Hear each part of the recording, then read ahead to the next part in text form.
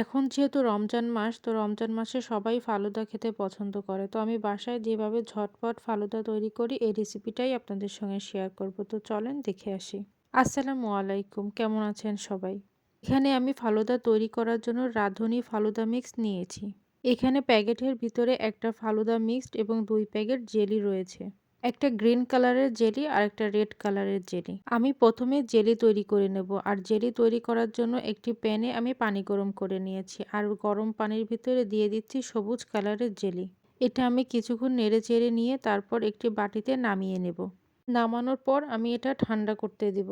Same প্রসেসে আমি দ্বিতীয় কালারের মানে রেড কালারের জেলিটাও আমি তৈরি করে নিব।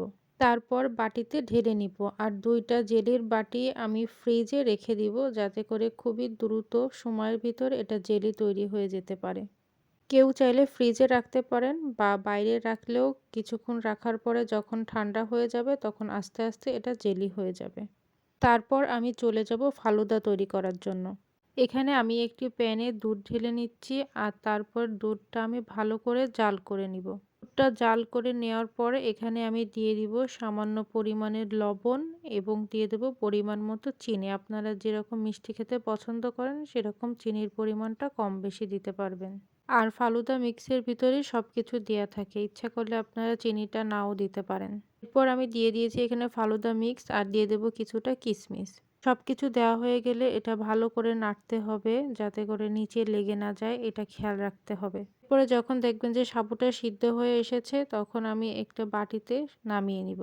নামিয়ে এটা আমি ঠান্ডা করতে দিব। আর এখানে আমি কিছু বাদাম রেখেছি, বাদামগুলো আমি গরম পানির ভিতরে ভিজিয়ে রাখবো। আর গরম পানির ভিতরে ভিজানোর পরে দেখা যাবে যে বাদামের খোসাগুলো খুব সহজে উঠে যাচ্ছে।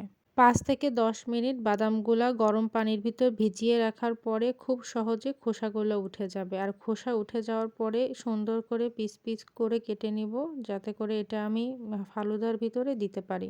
বাদামগুলো সুন্দর করে আমি কেটে নিয়েছি। ফালুদা তৈরি করতে এখানে আমি নিয়েছি আপেল, আঙ্গুর, কলা এবং বেদানা। আমি যে জেলিগুলো ঠান্ডা করতে দিয়েছিলাম এখানে জেলিগুলো রেডি হয়ে গিয়েছে। এগুলো আমি পিস পিস করে কেটে নিচ্ছি। আর তারপর আমি যে বাটিতে ফালুদাটা ঢেলে নিয়েছিলাম এখানে একে একে আমি সব ফলগুলো যে কুচি কুচি করেছি সুন্দর করে এখানে আমি ডেকোরেশন করে নিচ্ছি। আপেল, আঙ্গুর, কলা, বেদানা এই ফলগুলো দিয়ে আমি সুন্দর করে ফালুদাটা রেডি করে নিচ্ছি। বেদানাটা আমি সুন্দর করে উপরে ছিটিয়ে দিয়েছি, দেখতে কিন্তু খুবই সুন্দর লাগছে। আর এর উপরে দিয়ে দিচ্ছি কিছুটা বাদাম এবং কিশমিশ।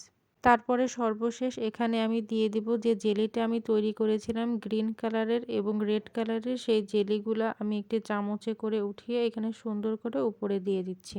দেখতে কিন্তু মাশাআল্লাহ খুবই সুন্দর লাগছে আর খেতেও খুবই মজা হয়েছিল। এরপরে আমি একটা চামচের সাহায্যে গ্লাসে উঠিয়ে নেব।